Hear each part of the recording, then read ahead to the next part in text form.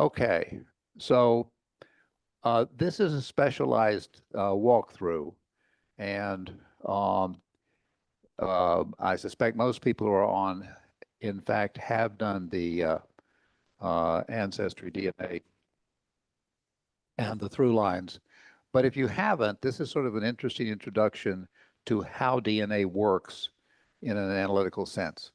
So the term of art they're using is ThruLines, and it is to show a line through to an ancestral couple. That's pretty straightforward. Um,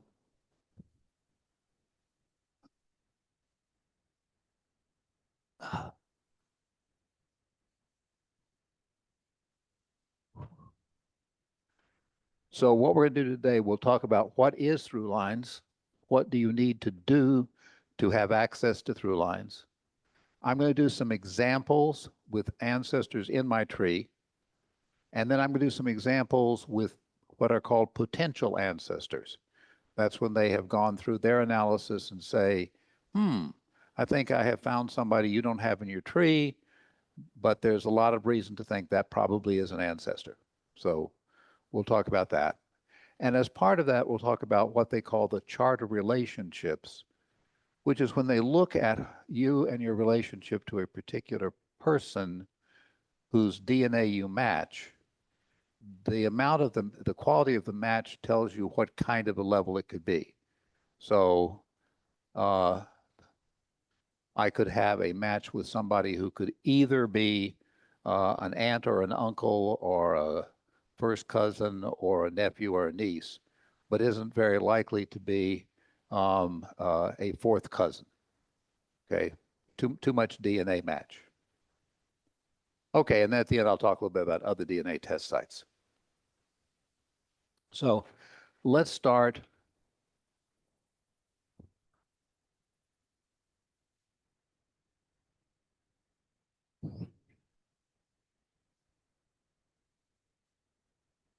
Okay, so this is my conventional tree. Okay, everybody's used to looking at this, and so is the ancestors. My father, grandfather, great-grandfather, great-great-grandfather, etc. The AG line's fun because if you were here last time, I was talking about Jamestown. That's my Jamestown line, back to 1611. Okay, now when I go to, second here.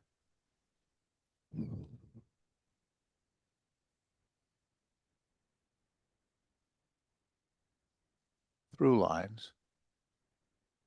I guess I can do that here.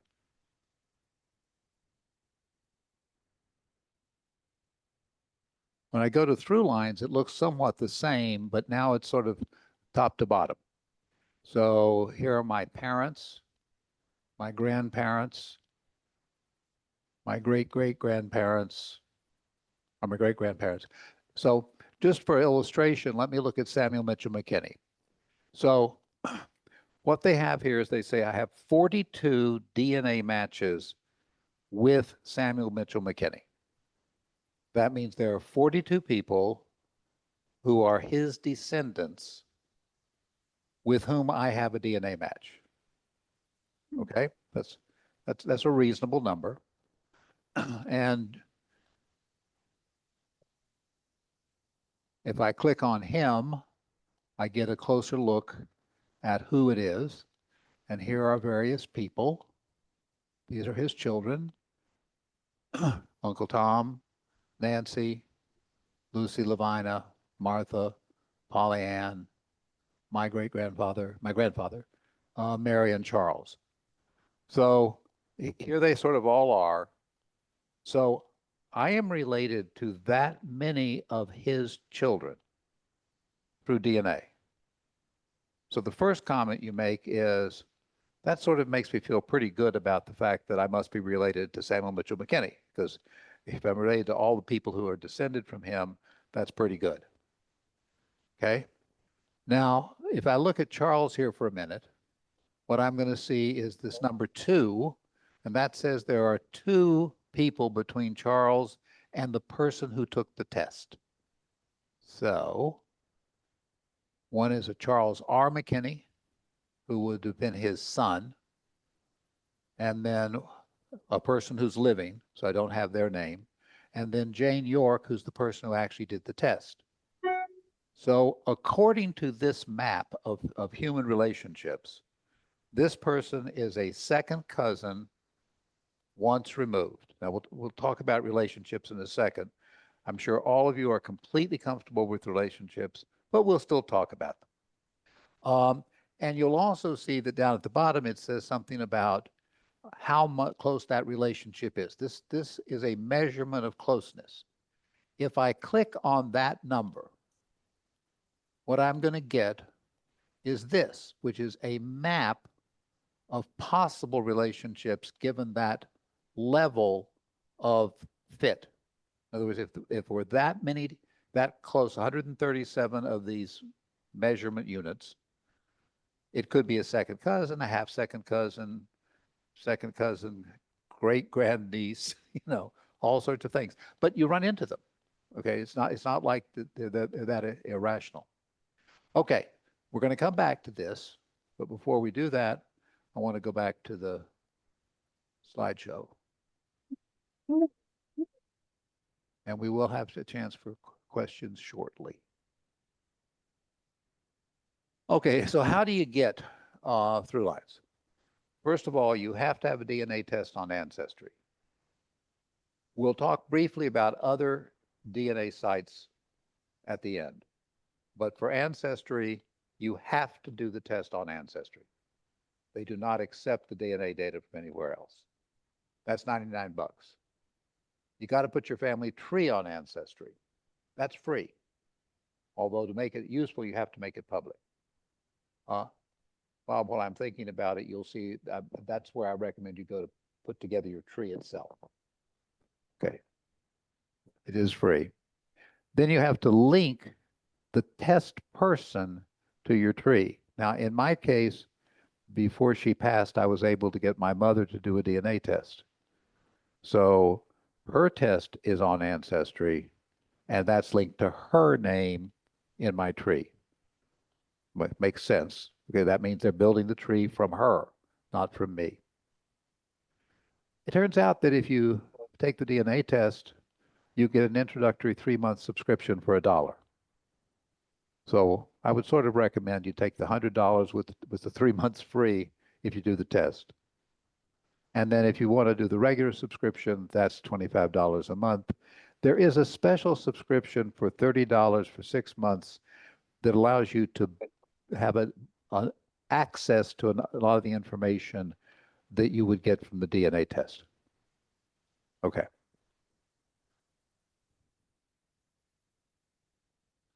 All right. So we have this little thing called a little c big M. That stands for the word centimorgan. Do not worry about what that stands for. It is simply a unit of measurement, right? So think of it like it's another thing in your in some other society. They have created a measurement unit, and you don't have to know how they created it or anything else. This is just what it is. However, I will give you the real simple version. The whole point of a centimorgan was they picked little segments of your DNA that don't change much from generation to generation.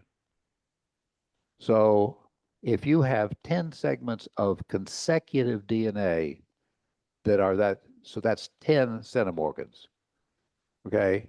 Then that's a pretty good chance that that is a for-real match with someone who has the same 10. You follow that logic, I hope. So what happens is if you have a sibling, the number measurement of art is 3,600. That's sort of where you start. If you have an aunt or uncle or nephew, 1,800, first cousin, 900, first cousin once removed, 450, second cousin, 225. Now, terminology, think about cousinage as relating to how many generations you are, okay, minus 1. So If you go back to, if you have a common grandparent, then you and that other person are first cousins. Okay? Common great-grandparent, second cousins. Common great-great-grandparent, third cousins, etc. And once removed simply means the child of. So if I start with a first cousin and they have a child who does a DNA test, or just a child that's related to me, that will be a first cousin once removed. Okay? That's what those terms mean. Now, in DNA, and let's just talk about this for a second because it's pretty obvious if you think about it.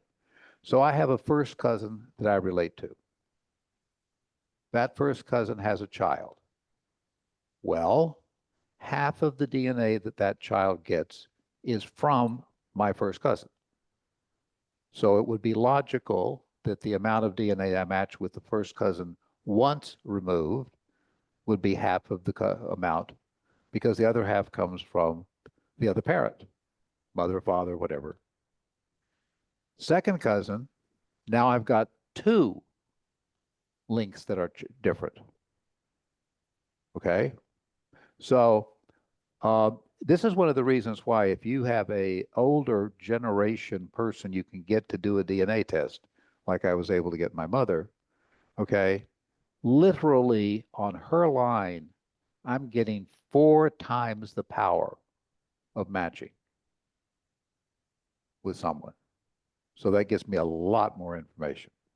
Okay, so there'll be a test on this later. Okay, another way of thinking about cousinage is to look at what is sometimes called the G rule. If I say fifth great grandparent, there are 6 G's in that, so that's a sixth cousin. Okay? A grandparent is a first cousin. Count the G's.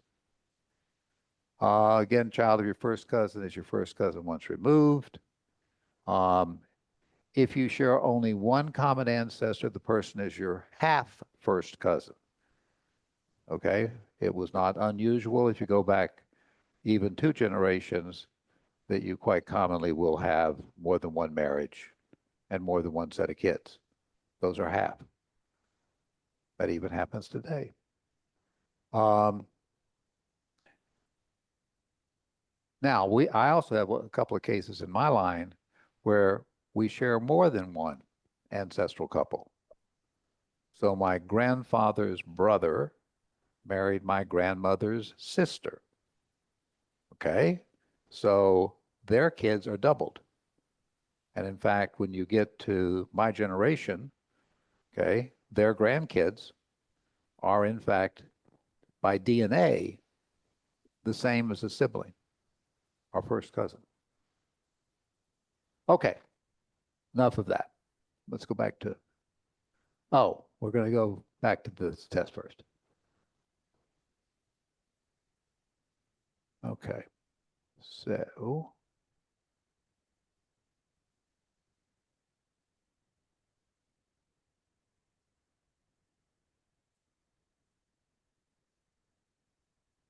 okay.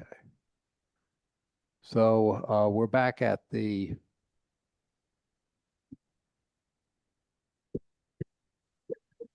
and what I want to do look as a moment is at Pollyann.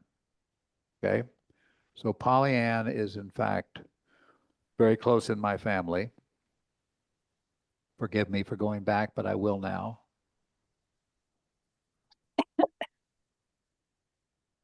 That was the picture I was trying to.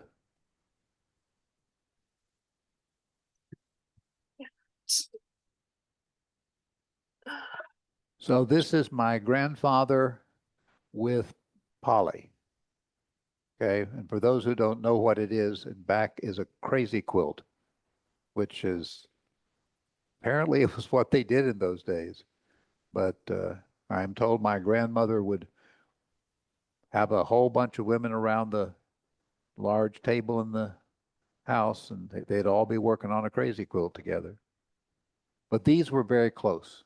And one of the things we know from our own personal histories is you may be in a family of 10, but there may be 2 or 3 in that family you're much closer to than the others. And this is the pair. So forgive me for sharing that, but we'll now go back and pick up this. So let's look at Polly. I'm clicking on her name, and I'm good. That will now give me who she is. Okay. She became Polly Hurst. Okay. And then I'm going to go back. Okay, now I'm going to look at her DNA matches.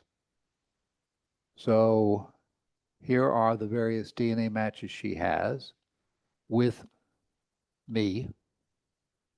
Okay. The various first boys. So again, related to pretty much all these kids. That makes it sound like it makes sense. Okay, now I've got a pair of dotted lines around Luther. So what's happening there?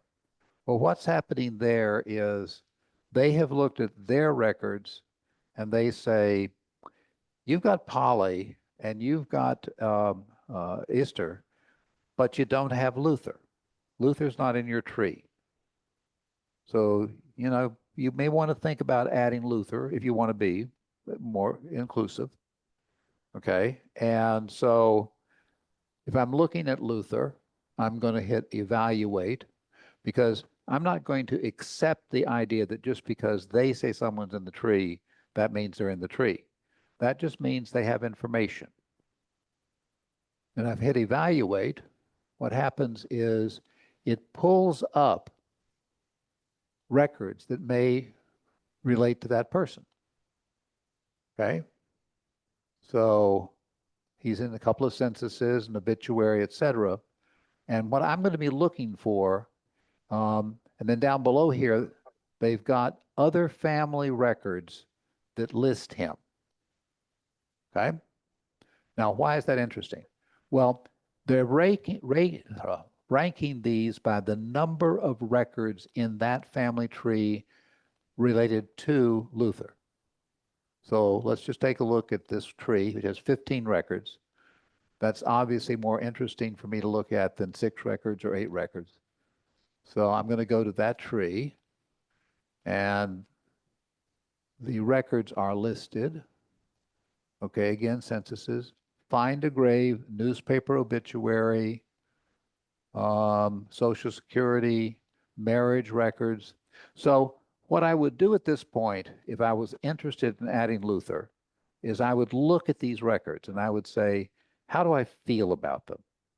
Does the marriage record show that Polly and her husband, Sherwood Hurst, you know, were his parents? Do I have enough information to feel comfortable that this is factually the person who they say it is? Okay. Now, this is where we ought to stop a moment and talk about where this information comes from. So I've got a family tree. I have a DNA match with somebody else. They have a family tree. Obviously, the easy one is if both of these work their way up to the same ancestor, then it's pretty easy for their computer to say, oh, you're both saying you're related to that person. But a lot of times that isn't what happens. A lot of times, if you've ever looked at your people you're matched with, you'll find that you're matched with somebody who only has like their parents listed or their grandparents listed, but they don't go back very far. So the next thing that Ancestry does is it tries to connect the 2 trees. And for that, it will go and look at all the trees that are on its database. Okay. They have somewhere in the range of 15 million trees and 6 million DNA listings. Okay. So it's a lot to look at. By the way, it's a lot to look at in the US. If you start talking about matching people who are in Poland, it's a lot fewer people. But they'll connect the 2. They will even go to the point that if you don't go back far enough to make the link, and the person you're matched with doesn't go back far enough, they have an algorithm that will look and see if they can make the link. Okay?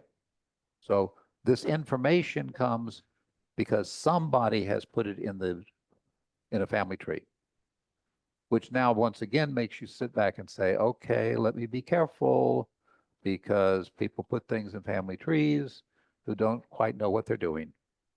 Okay?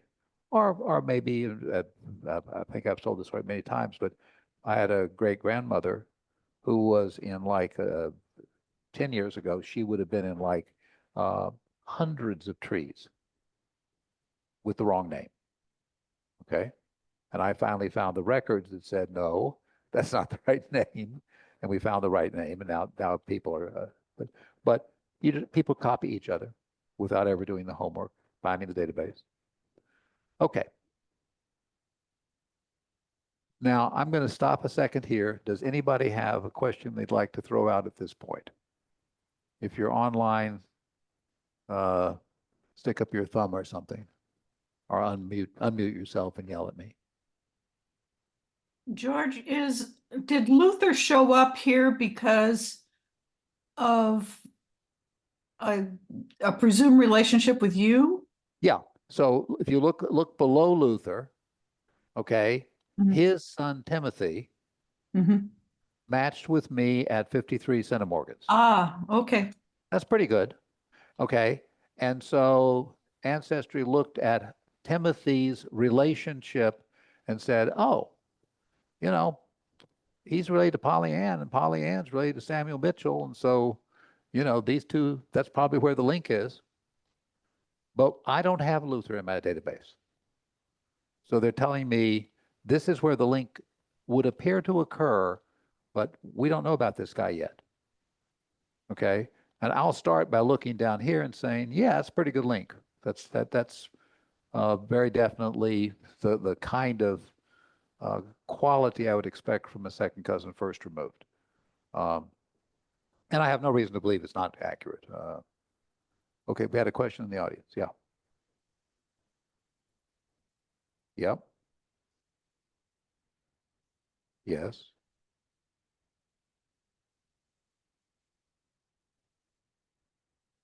No, that's why they're first cousin. You and your first cousin, the relationship is between you and the person on the other part of the tree. So if you share a common grandparent, you and that person are first cousins.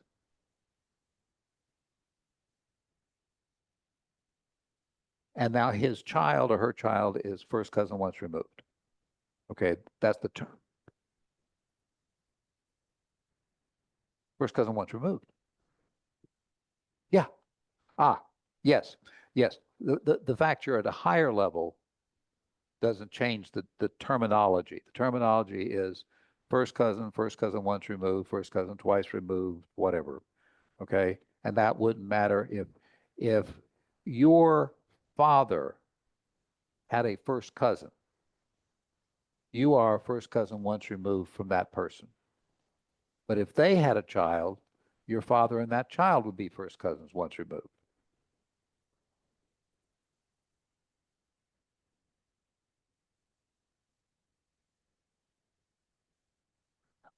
No, but you should be able to fairly quickly put some logic together that will tell you how close you are.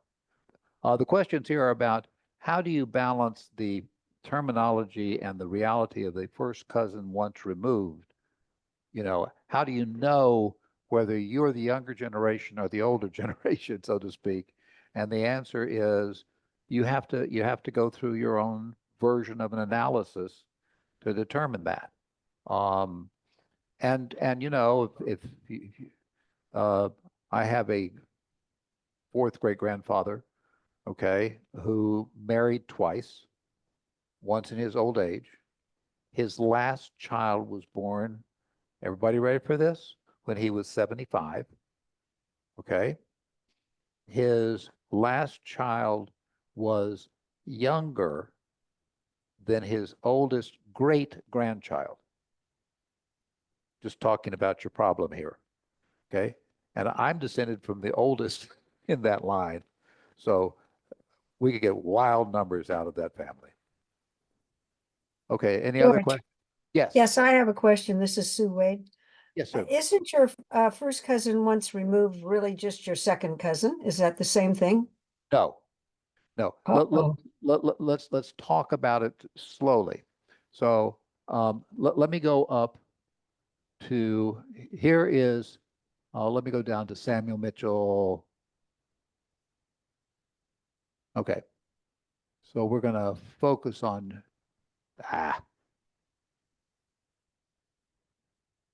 okay, this will work. Okay. So I'm looking at here, Samuel Mitchell McKinney.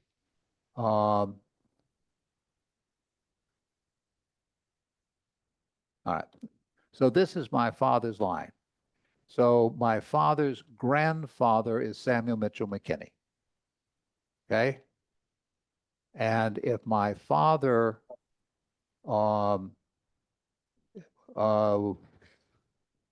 if one of Samuel Mitchell McKinney's other children had a son or daughter, they would be first cousins. First cousin once removed simply means down one more generation on one side, not on both sides.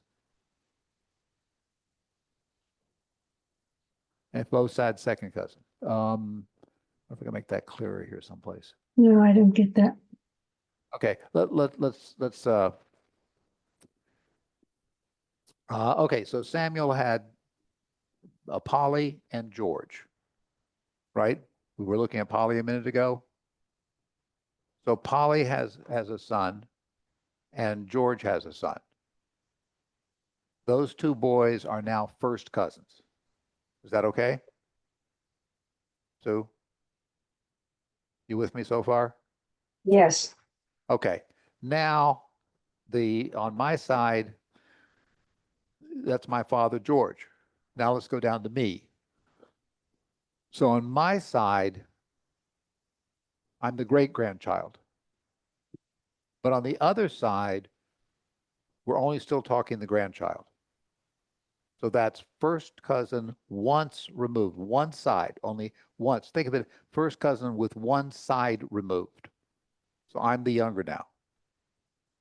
If I go back over to Polly's son and look at his son, he and I are second cousins. We're both twice removed from the common ancestor. Does that make sense? No. Okay. Sorry, I don't get it. No, that's why we talked a little bit about this. But let me try one more version. I hope Because we everybody. don't see Polly on there or anyone you're talking No, about. I got to go. I got to go back the other way. There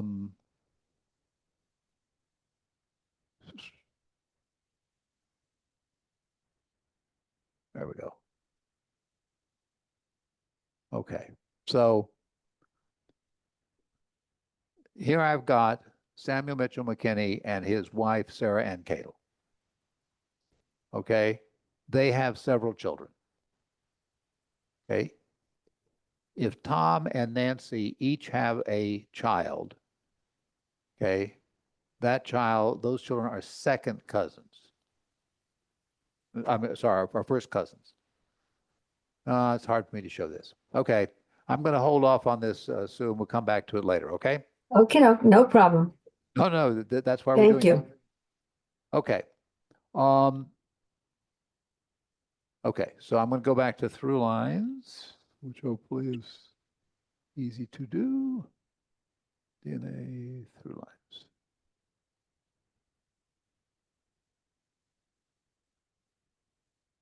Okay, now I'm going to go way down to Elizabeth Copley, who is a delightful lady who's like my fourth great grandmother. Come on, there she is. Okay, let's look at Elizabeth.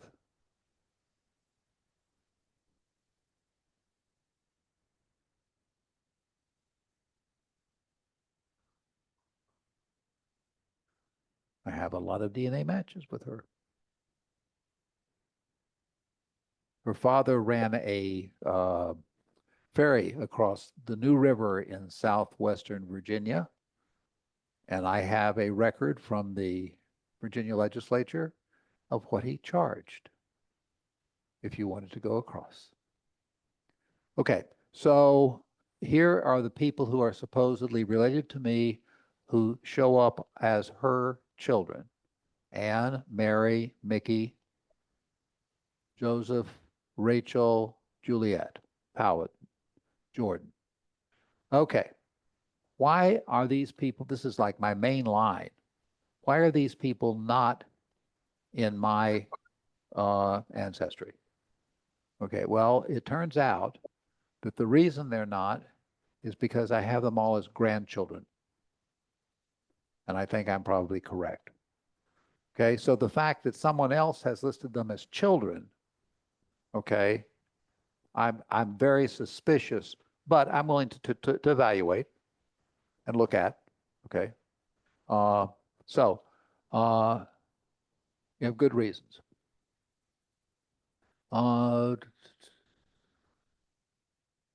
Okay, I'm going to go to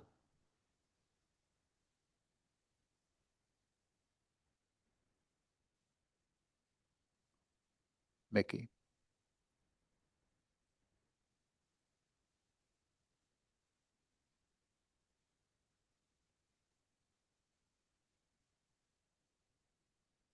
Okay, so this is my record for Mickey, 3 children. Okay, let's remember that because we're going to go back and catch it in a different way in a minute. Come on.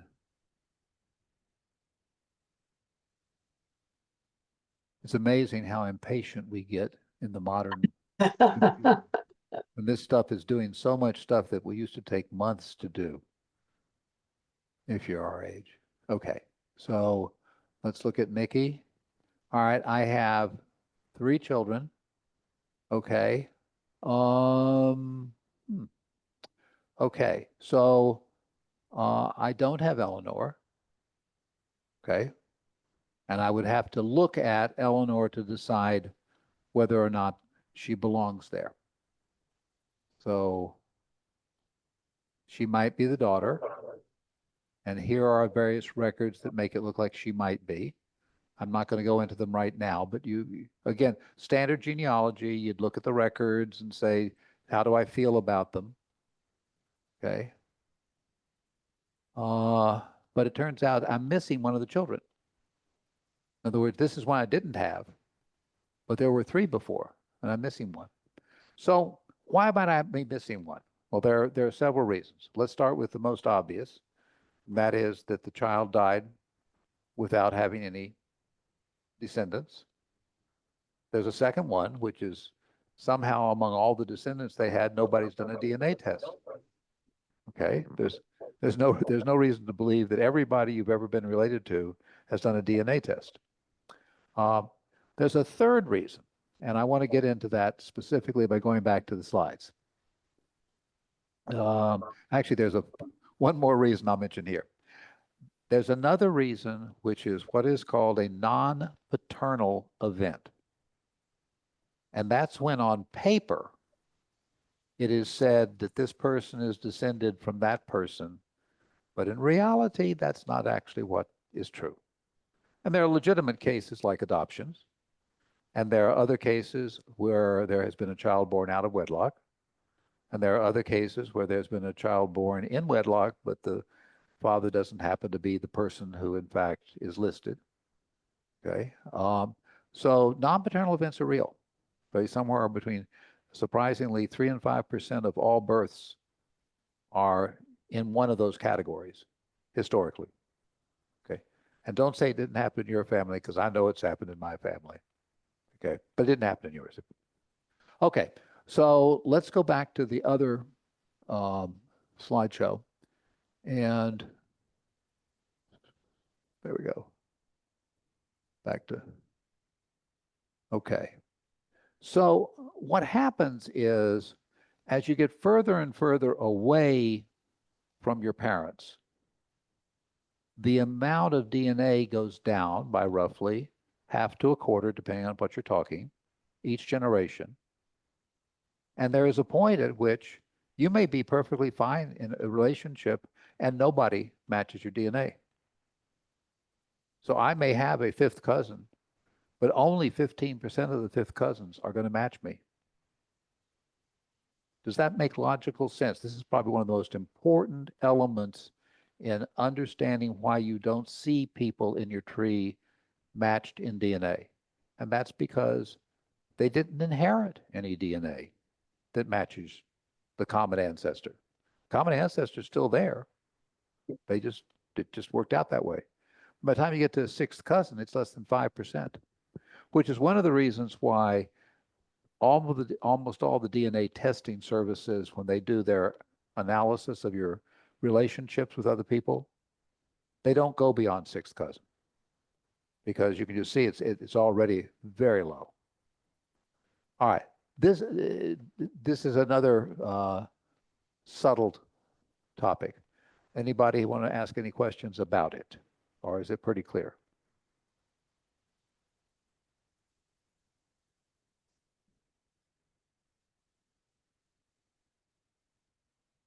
Yeah. Yeah.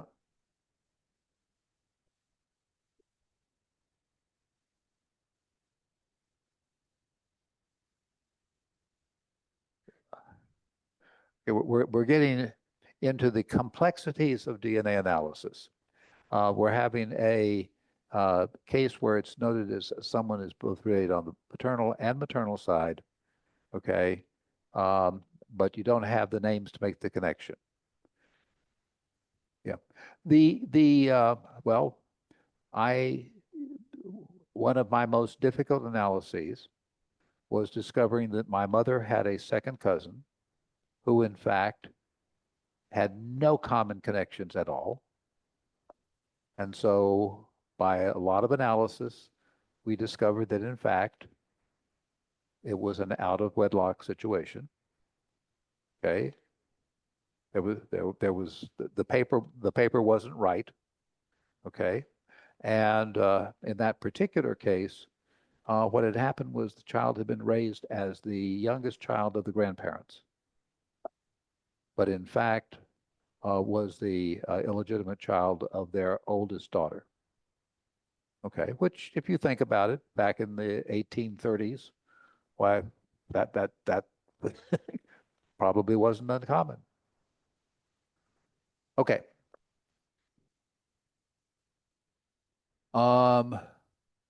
So, but my numbers were wrong. 25 million DNA tests, 100 million trees. So the whole point about this is they have a lot of data to build on. Okay, but they're building on what's in people's trees. They're not building on doing de novo research. That's up to you. You've got to look at the data and say, how do I feel about that? Okay. And let's talk about other problems you run into. How many times have you looked at a family and seen a child listed who turns out to be the child of a sister or brother living now with this family because the parents died or because the person, whatever. They're in a census right there. They look just like the others. I can point to censuses as recently as 1930 where my grandmother's first husband had died. She was living with her second husband, and two of her children by the first husband were listed right along with his kids with his last name, the second husband's last name. So if you didn't know that they weren't his kids, why would you think otherwise? You're looking at all the data, it looks right, but it's not. So there's a whole bunch of reasons, and many of them are perfectly logical. My mother had a troubled sister, and I know for several years we cared for her three children. Okay, shared the house. Okay, back in those days, made for a very tight shared house. Okay.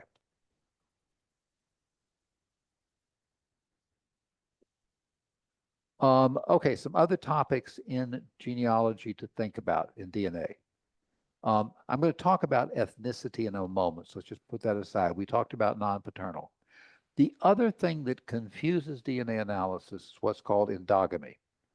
That is a term of art that is related to situations where there are close communities that intermarry a lot. The classic example would be the Ashkenazi Jews in the shtetls, okay? Because they intermarried and they kept intermarrying and they kept intermarrying. And so the DNA is a mess. It's also true for the French Canadians. Okay, almost all the French Canadians are descended from the same roughly 15,000 people. That's all that the king, Louis XIV, would let go over after the first wave of people went over. He said, that's enough. And so that's who stayed and kept having kids. Okay, so no surprise, they're all related to everybody else. There's nobody in French Canada who isn't related to everybody else, pretty much. Okay, what happens then is the amount of DNA numbers gets screwball.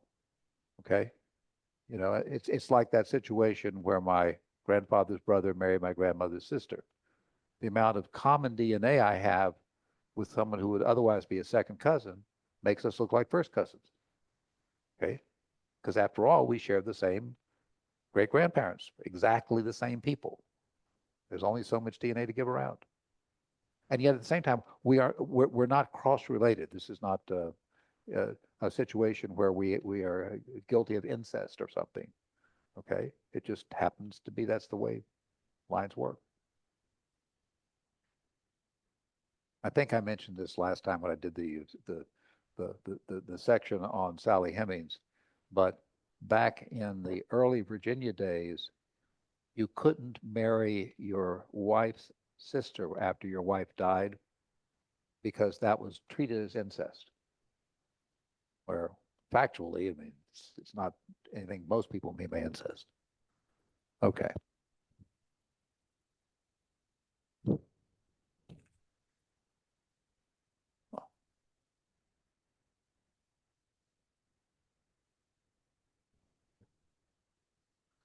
Okay. So I want to go back to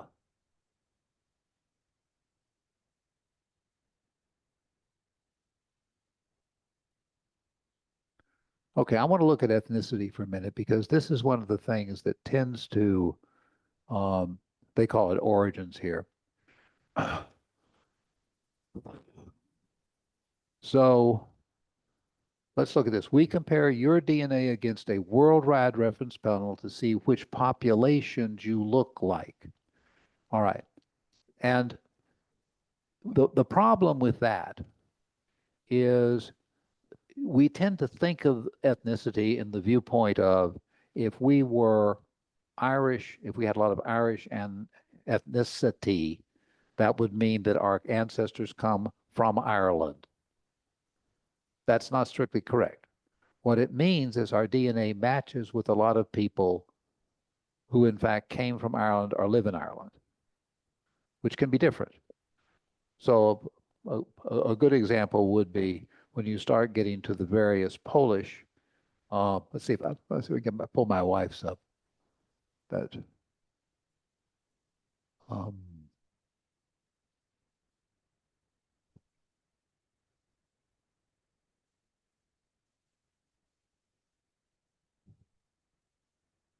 okay.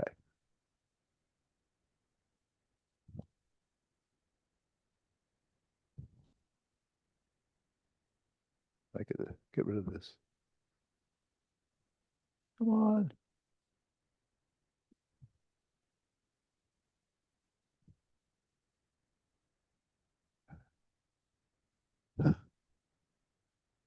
Come on.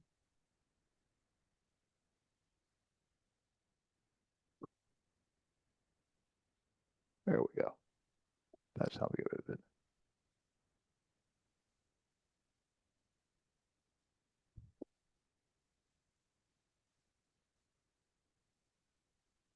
Oh, well. My wife's heavily from Poland or from French Canada. What a great combination. Um, I don't know this shows it very well, but this is Russia. Okay, this is the Baltics. We're not seeing it. Ah, thank you. I will fix that.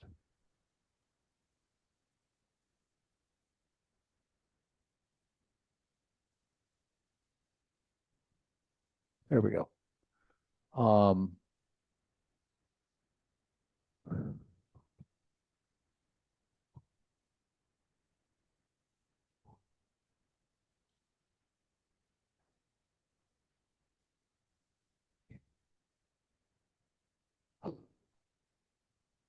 Okay, I'll just go here. They have the beautiful map, but what you can see is Eastern Europe, Baltics, France.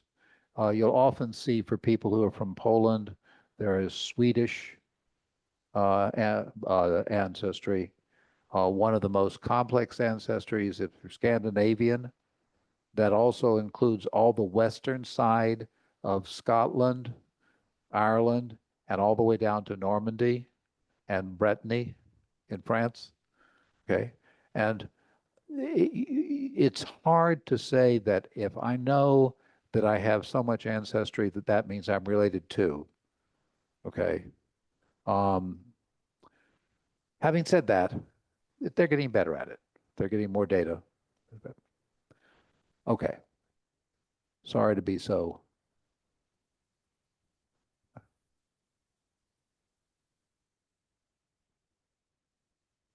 Okay.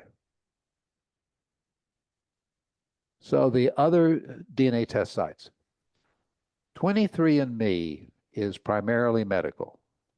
And I think most people know the background, but just real quickly, they were set up as a company whose purpose was to literally understand how to take your DNA and tell you what medical conditions you might have.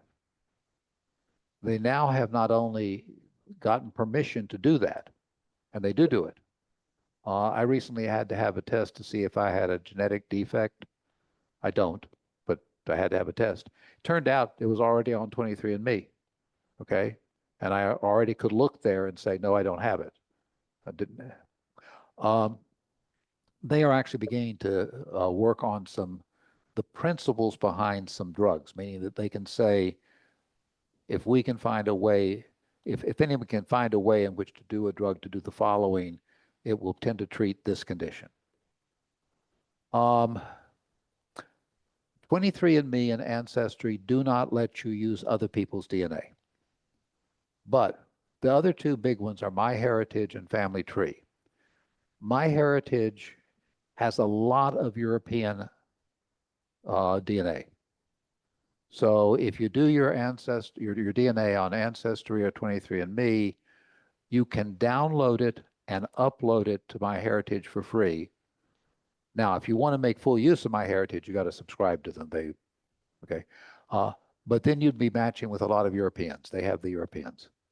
I found some of my wife's Polish relatives on DNA matches who still live in Poland. And that's actually been very, very valuable. Family Tree DNA is the techie group, okay? And if you're really technical and you really enjoy this, you may make use of them. They are also the only place you can do what's called Y-DNA and mitochondrial DNA, okay? Y-DNA is the male line all the way up forever, and the mitochondrial is the female line all the way back forever. They are the only ones who do that. Okay, that's it. I have decided for the next meeting, I'm going to go back and redo the Ellis Island trip that I did several years ago. Okay, if you have not seen that, the story of how your ancestor goes, this is a story of a real two people who went from Lithuania to Lynn, Massachusetts, and through Ellis Island. And it is literally every step of what happened in their life as they were doing that. So we tend to not think about how the heck does somebody okay, who's 19 years old and wakes up one day in Vilnius, Lithuania, suddenly discover 2 months later they're in Lynn, Massachusetts. What what connects those dots in terms of the way life works? Okay, any other questions? I have one, George. It's Susan Rapp. Go. So I have an ancestry.com family tree, Yep. but my DNA I did through family tree DNA. So that was because I needed to look at my mitochondrial line. I haven't done anything else. However, the other day when I went into my ancestry family tree, they had 2 evaluate boxes there for great grandparents or possible great grandparents. And so could that be because someone else took an AncestryDNA ThruLines test and it's No, coming into my chart? That's their normal, in their normal way of working. They're going to constantly be looking at family trees that are online and looking for possible connections from you without regard to DNA. It's nothing to do with DNA. It has to do with, they've just looked at other trees and they've said, you know, I got a whole batch of people who think that Samuel Mitchell McKinney's father was Samuel Paris McKinney, and you don't have that on your tree. Okay. Would you like to look at that? So it's their hints. Because I used to get a leaf for something like that, Yeah, a little it's, wiggling leaf. So that box seemed new. it's yeah, the box is new. All Just- right. Just they're making it more visible. Okay. I'll drill Okay. down the same way you suggested, making Okay. sure that it makes sense to me. Okay. Anything Thanks. else? No. Okay. Thank you all. See you next time. Thank you. Bye. Thanks, George. Thanks, Sue. Thank you. Great job, George. Yes, so interesting.